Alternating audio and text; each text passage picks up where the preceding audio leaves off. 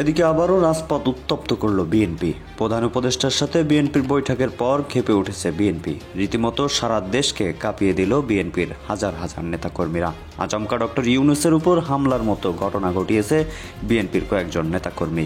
এ যেন নতুন স্বৈরাচারের দেখা মিলল বিএনপির মধ্যে।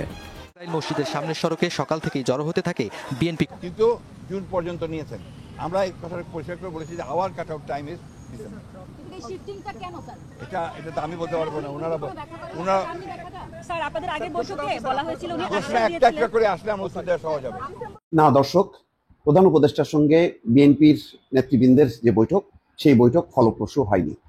অর্থাৎ বিএনপি নেতারা যেটি চাইতে গিয়েছিলেন সেটি তারা পাননি। আমরা বলছি যে সরকারের প্রধান উপদেষ্টা বলেছেন যে তিনি এই বছরের ডিসেম্বর অথবা আগামী বছরের জুনের মাধ্যমে ইলেকশন দেবেন। আমরা তার কমিটমেন্টে তিনি ঠিক আছেন এটা দেখতে চাই। আর আমাদের ভিউ হচ্ছে যে এটা রমজানের আগেই শেষ হয়ে যাওয়া দরকার। তারা লেবার রাইটস নিয়ে কথা বলেছেন। আমরা এই সবগুলা বিষয়ে তাদের সাথে কনভারসেশন করেছি। এর পাশাপাশি আমরা দর্শক, দেশ প্রবাস দূরে কিংবা কাছে বসে যারা আমাদের দেখছেন, আশা করি সবাই ভালো আছেন। দর্শক, এই মুহূর্তে পাওয়া খুবই গুরুত্বপূর্ণ এবং ইম্পর্টেন্ট একটি সংবাদ আপনারা দেখতে চলেছেন। তার সবাইকে রিকোয়েস্ট করবো এবং অনুরোধ জানাবো সবাই একটু ভিন্নভাবে আজকের সংবাদটির দিকে খেয়াল করবেন। দর্শক, এবার বিএনপি এবং জামাত তাদের নতুন রূপ দেখাতে শুরু করেছে। আপনারা জানেন আজকে বিএনপির মহাসচিব মির্জা ফখরুল ইসলাম আলমগীর রীতিমতো প্রধান উপদেষ্টার সাথে বৈঠক করেছিল। সেই বৈঠকে কিন্তু আরাম করতে পারেনি বিএনপি এবং তাদের মনের সাথে ডক্টর ইউনূসের কোনো মিল নেই।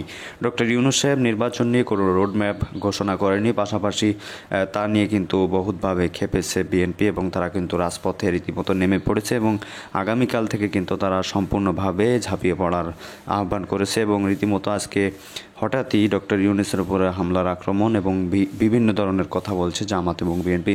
দর্শক, চলুন কথা না বাড়িয়ে আমরা শুরুতে বিএনপির সেই বক্তব্যগুলো শুনে আসি, তারপর জামাতের আমির কি বলেছে সেটাও শুনবো, যে তারা নির্বাচন কত দিনের মধ্যে চায় এবং বিএনপি কত দিনের মধ্যে চায়।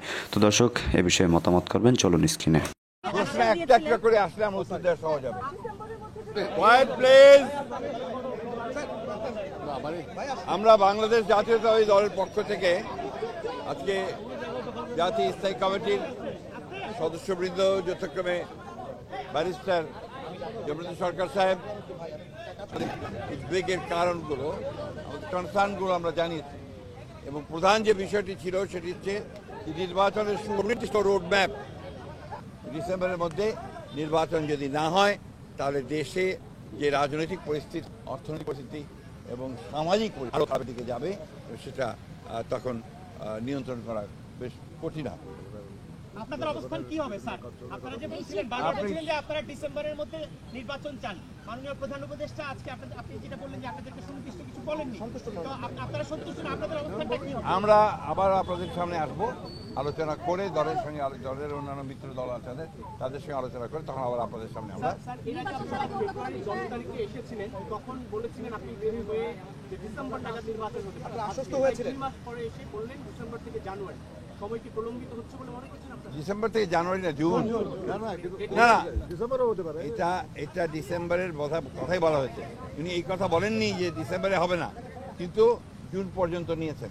আমরা এই কথা পরিষ্কার করে বলেছি যে hour cut out time is December. এটা তো আমি বলতে পারবো না, ওনারা স্যার আপনাদের আগের বৈঠকে বলা হয়েছিল উনি প্রশ্ন একটা একটা করে আসলে আমরা উত্তর দেওয়া সহজ হবে।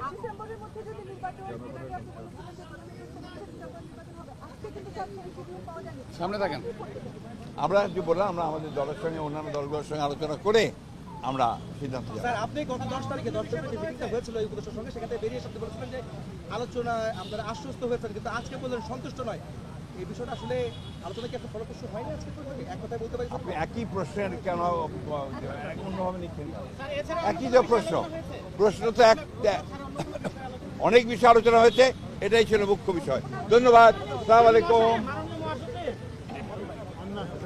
আমরা বলছি যে সরকারের প্রধান উপদেষ্টা বলেছেন যে তিনি এই বছরের ডিসেম্বর অথবা আগামী বছরের জুনের মাধ্যমে ইলেকশন দেবেন। আমরা তার কমিটমেন্টে তিনি ঠিক আছেন এটা দেখতে চাই। আর আমাদের ভিউ হচ্ছে যে এটা রমজানের আগেই শেষ হয়ে যাওয়া দরকার। তারা লেবার রাইটস নিয়ে কথা বলেছেন। আমরা এই সবগুলা বিষয়ে তাদের সাথে কনভারসেশন করেছি। এর পাশাপাশি আমরা তাদেরকে অনুরোধ করেছি যে আমাদের দেশ এখন একটা ক্রিটিক্যাল জাংচারে আছে, একটা ক্রুশিয়াল টাইম পাস করছে। এই সময় আমেরিকার পক্ষ থেকে 37% যে ট্যারিফ ইম্পোজ করা হয়েছে এটা যেন তারা পুনর্বিবেচনা করেন এবং আমরা অনুরোধ করেছি আমাদের এই অনুরোধ তারা যেন পৌঁছে দেন। আমরা জানি ইতিমধ্যে আমাদের সরকারের পক্ষ থেকে একই অনুরোধ ফরমাল চিঠির মাধ্যমে জানানো হয়েছে। আমরা আশা করি যে তারা এইটুকু উপলব্ধি করে আমাদেরকে সহযোগিতা করবেন এবং আমরা কমিটমেন্ট বলেছি যে অলরেডি আমরা ডেমোক্রেটিক নর্মসের উপরে কমিটমেন্ট। আমরা আমাদের দলের ভিতরে গণতন্ত্র চর্চা করি এবং আমরা একই গণতন্ত্রের চর্চা করতে চাই। এর জন্য আমাদের যা করণীয় তাই আমরা করব। উদাহরণস্বরূপ আমরা বলেছি যে প্রত্যেকটা ক্রেডিবল ইলেকশনে আমরা অংশগ্রহণ করেছি, কম হোক বেশি হোক সংসদের ভিতরে আমাদের সংসদ সদস্য ছিলেন।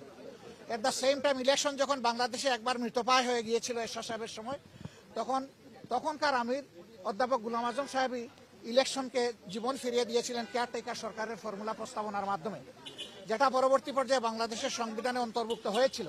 কিন্তু দুঃখজনকভাবে আওয়ামী লীগ এসে দলীয় স্বার্থে এটাকে সংবিধান থেকে নির্বাসনে পাঠিয়ে দিয়েছিল।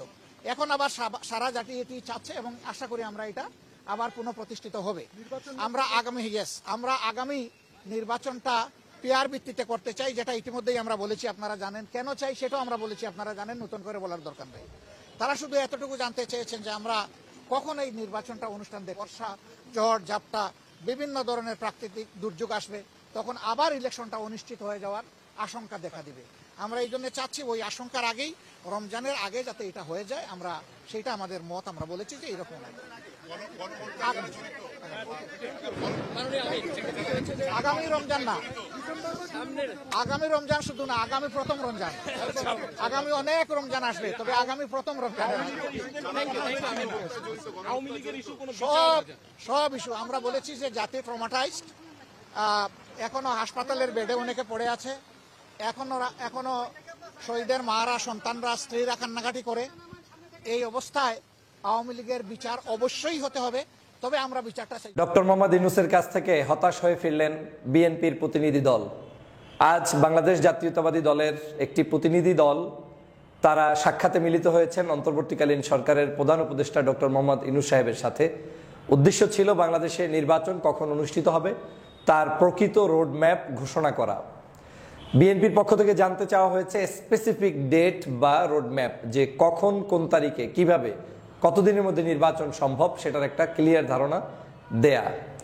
কিন্তু বিএনপির মহাসচিব জনাব মির্জা ফখরুল ইসলাম আলমগীর সাহেব তিনি সাংবাদিকদের সামনে প্রকাশ করেছেন যে বিএনপির যে বৈঠক হয়েছে ডক্টর মোহাম্মদ ইউনূসের সাথে, তাতে বিএনপি সন্তুষ্ট নয়।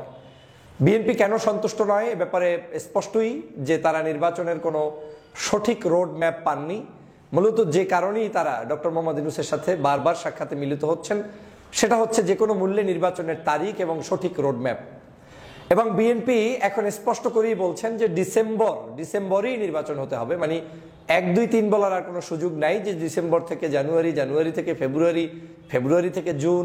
দেয়ার ইজ নো ওয়ে। তাদের একদম স্পষ্ট ঘোষণা, নির্বাচন হতে হবে ডিসেম্বরের মধ্যে। আর ডক্টর মোহাম্মদ ইউনূসও যতবারই বৈঠক হয় তিনি কখনোই বলেন না যে কয় তারিখে কখন, ডিসেম্বর না নভেম্বর না জানুয়ারি, এই তারিখ তিনি বলেন না। তিনি একটা কথা সহজে বলে দেন, আমরা ডিসেম্বর থেকে জুনের মধ্যে যে কোনো সময় এই নির্বাচন করতে আমরা প্রস্তুত, আমরা চেষ্টা চালিয়ে যাচ্ছি। এবং এ ব্যাপারেই তার বক্তব্য কিন্তু চলমান রয়েছে। বাংলাদেশ জাতীয়তাবাদী দলের পক্ষ থেকে যে ক্ষোভের জায়গাটা সেটা হচ্ছে যে বিএনপি যদি দেরিতে নির্বাচনের পক্ষে অবস্থান নেয়, বাংলাদেশের সরকার যদি দেরিতে নির্বাচন অনুষ্ঠিত করে, তাহলে বিএনপি মনে করে যে এই নির্বাচন আস্তে আস্তে দেরি হয়ে গেলে বাংলাদেশের বিভিন্ন ধরনের সমস্যা তৈরি হতে পারে, দেশের রাজনীতিতে বিভিন্ন ধরনের সমীকরণ তৈরি হতে পারে, দেশ বিদেশি বিভিন্ন ষড়যন্ত্র শুরু হয়ে যেতে পারে। এটা কিন্তু বিএনপির পক্ষ থেকে এক ধরনের তার জায়গা থেকে রাজনৈতিক অবস্থান পর্যালোচনা করে তিনি তার বলার অধিকার রাখেন, আমি মনে করি। কিন্তু অন্যদিকে ডক্টর মোহাম্মদ ইউনূসরা এই বিষয়টাকে অতটা গুরুত্বের সাথে নিচ্ছেন না। কারণ বাংলাদেশের ডক্টর মোহাম্মদ ইউনূসরা যখন প্রথম দিকে ক্ষমতা নিয়েছেন তখন কিন্তু বাংলাদেশের রাজনৈতিক অবস্থান, সামাজিক অবস্থান, অর্থনৈতিক অবস্থান আরও খারাপ ছিল। এবং দিন দিন সেই অর্থনৈতিক, সামাজিক সকল অবস্থানই কিন্তু ভালোভাবে প্রতিষ্ঠিত হচ্ছে। যেমন এবছরের রমজানের অর্থনীতি দেখেন, এবছরের ঈদ বাজার দেখেন, এবং বিদেশ নির্ভরতা কমিয়ে দেশের পণ্য দেশে বসে ক্রয় করে অর্থনৈতিক সাশ্রয় দেখেন। সবকিছুতে কিন্তু ডক্টর মোহাম্মদ ইউনূস সাফল্যের জায়গায় পৌঁছে যাচ্ছেন। এবং এই সাফল্য কিন্তু তাদেরকে কনফিডেন্ট দিচ্ছে যে তারা যে কোনো মূল্যে দেশের শাসন ব্যবস্থা আরও লম্বা সময় করলেও তাতে জনগণ সন্তুষ্ট হবে, তাতে তাদের কোনো ক্ষতি হবে না। নির্বাচন একটু দেরিতে হলেও ডক্টর মোহাম্মদ ইউনূসের সরকারকে ফেলে দেওয়ার মতো যোগ্যতা কারো কিন্তু নেই। অন্যদিকে বিএনপির কেউ কেউ এও বলছেন যে ঈদের পরে আন্দোলন, যে কোনো মুহূর্তে আন্দোলন, সরকার যদি নির্বাচনী রোডম্যাপ ঘোষণা না করে তাহলে এক ধরনের কথাই এভাবে ছিল যে বিএনপি ঈদের পরে আন্দোলন শুরু করবে এবং সেই আন্দোলনের কার্যক্রমের মূল উদ্দেশ্যই থাকবে নির্বাচনে সরকারকে বাধ্য করা। এমনকি কিছু কিছু নেতা এ বক্তব্যও দিয়েছেন যে নির্বাচন কিভাবে উঠাতে হয় সেটা বিএনপি ভালো করেই জানে। আবার অনলাইনে আপনি যদি একটু তাকান বা বিভিন্ন জায়গায় হাটে বাজারে যদি একটু মানুষের কাছে জিজ্ঞেস করেন যে নির্বাচনটা কখন হলে ভালো হয়, নানান মতের, নানান পথের, নানান বক্তব্য কিন্তু ফুটে উঠেছে।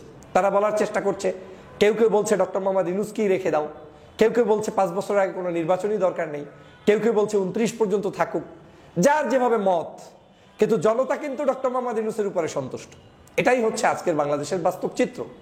এখন এই সন্তুষ্টের অবস্থানটাই আবার বাংলাদেশের জাতীয়তাবাদী দল সহ বিভিন্ন রাজনৈতিক দলের কাছে আবার অন্যরকম মেসেজ যেতে পারে যে বেশি সন্তুষ্ট হলে তো আবার সমস্যা, ডক্টর মোহাম্মদ ইউনূস যদি টিকে যায় তাহলে তো সমস্যা, তাহলে তো অতি দ্রুত নির্বাচন হওয়ার সম্ভাবনা নেই। জনগণ এবং ডক্টর মোহাম্মদ ইউনূস একসাথে থাকলে তখন তো যেই যা বলুক না কেন ওই জনগণই জয়যুক্ত হবে বা ইউনূস সাহেবই জয়যুক্ত হবে। সেই জায়গাটাও কিন্তু একটা টেনশনের কারণ বলে মনে হচ্ছে। আমি বিএনপির সংবাদ সম্মেলন দেখার চেষ্টা করেছি এবং ডক্টর আসিফ নজরুলের বক্তব্য দেখারও চেষ্টা করেছি। দুটো বক্তব্যে দুই ধরনের ভিন্নতা আমার কাছে পরিলক্ষিত হয়েছে। বিএনপির চেহারা সুরতের মধ্যে একটু হতাশার ভাব দেখেছি, ক্লিয়ারলি হাস্যোজ্জ্বল কিছু পাইনি। বাহিরে বের হওয়ার পরে ঘরের ভিতরে তারা কি করে বাহিরে কি করে সেটা তো বোঝা মুশকিল। যদিও ডক্টর মোহাম্মদ ইউনূস সাহেবের একটি বক্তব্য থেকে ক্লিয়ার যে ইউনূস সাহেবের কাছে যখন রাজনৈতিক নেতারা যায় সবাই নাকি হাসি খুশি ভাবে ফেরত আসে, কথাবার্তা ভালোই বলে, কিন্তু বের হয়ে নাকি মন্তব্য করে ভিন্ন। এবং তিনি এই মন্তব্যটা করে বলেছিলেন যে রাজনৈতিক নেতারা আমার কাছে আসলে হাসি খুশি ভাবে বিদায় নেয়, বাহিরে গিয়ে কি বক্তব্য দেয় সেটা তাদেরকে জিজ্ঞেস করেন, এখন তারাই জানে যে আসলে এরকম কেন করেন। এটা রাজনৈতিক একটা চাল হতে পারে, এটা এক ধরনের চাপ হতে পারে। আমি মনে করি না যে বিএনপি কতটুকু সন্তুষ্ট হয়েছে না হয়েছে সেটা সাংবাদিকদের সামনে পূর্ণাঙ্গ পরিমাপ করে বলে দিবে, এটা রাজনীতিবিদদের একেবারেই এভাবে বলবে সেটা ধারণা করা সঠিক নয়। তবে এটা কৌশলের অংশ হিসেবেই বিএনপি হয়তো এই বারবার যাচ্ছে। কিন্তু আমার ব্যক্তিগত কিছু অ্যানালাইসিস আছে এখানে। বিএনপি বারবার যাচ্ছে, যাক, সেটা আমি চাই, কোনো সমস্যা নেই। কিন্তু বিএনপির বারবার এই নির্বাচনী দাবিটা নিয়ে যখন যায় আর যখন তিনি হতাশ হয়ে ফিরে আসেন তখন বিএনপিরই এক ধরনের জনমতের মধ্যে বিভ্রান্ত সৃষ্টি হয়। যেমন আজকের বিএনপি সন্তুষ্ট নয়, আপনি কমেন্টসগুলো দেখবেন, পোস্টগুলো দেখবেন, ভিডিওগুলো দেখবেন, ম্যাক্সিমাম জায়গার মানুষগুলো কিন্তু কমেন্টস করবে বিএনপির বিরুদ্ধে যে আপনি সন্তুষ্ট হওয়ার কি আছে, আপনি বারবার কেন নির্বাচন নিয়ে যাচ্ছেন চাচ্ছেন। ডক্টর মোহাম্মদ ইউনূস যেখানে স্পষ্ট ঘোষণা করেছে জুনের মধ্যে নির্বাচন হবেই, আমার ধারণা ব্যক্তিগত জায়গা থেকে বলছি বাংলাদেশের সকল রাজনৈতিক দলকে এই জুন পর্যন্ত ফ্রেম যে দিয়েছে টাইম ফ্রেম, এই টাইম ফ্রেমে সন্তুষ্ট থেকে যার যার দল গুছানো। আপনি আপনার দল নিয়ে কাজ করেন, বিএনপি বিএনপির কাজ করুক, জামাত জামাতের কাজ করুক, নির্বাচনের রোডম্যাপ আসুক কি না আসুক, জুনের পরে যাবে না, এটা তো স্পষ্ট হয়েছে। ইউনূস সাহেব বারবার এটা বলেছে আর আমিও কিন্তু বারবার বলছি। হ্যাঁ, এরপরেও বিভিন্ন রাজনীতিতে শেষ বলা কথা বলতে কিছু নেই, বড় ধরনের সমস্যা হতে পারে, ভালো কিছু হতে পারে, মন্দ কিছু হতে পারে, সেটা ভিন্ন হিসাব। কিন্তু আপাত দৃষ্টিতে এই বিশ্বস্ততার বাহিরে যদি এই রাজনৈতিক দলগুলো যায় তাহলে রাজনীতিতে জনগণের মাধ্যমে যে একটি ভালোবাসা আপনাদের প্রতি সেটাই কিন্তু ভিন্ন ধরনের একটি বিরূপ প্রতিক্রিয়ার সৃষ্টি হবে। এবং ওই বিরূপ প্রতিক্রিয়ায় যে ক্ষতিটা হয় রাজনৈতিক অঙ্গনে সেটা পুষিয়ে ওঠার যে সময় দরকার সেটা কিন্তু আপনাদের হাতে নেই।